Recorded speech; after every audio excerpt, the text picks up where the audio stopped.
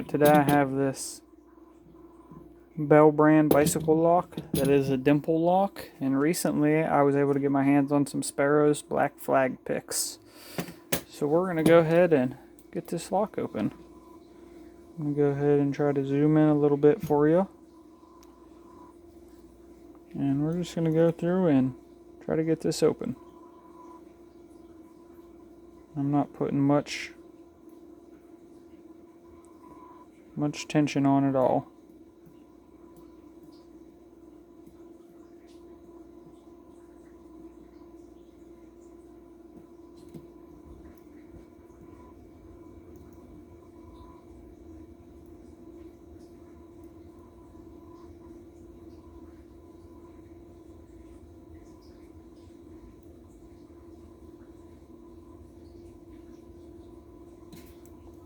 A little bit of a false set there.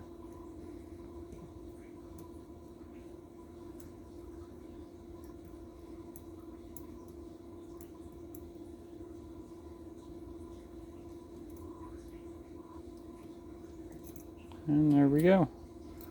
We got that open. So guys, thanks for watching. If you enjoy these videos, please like and comment below.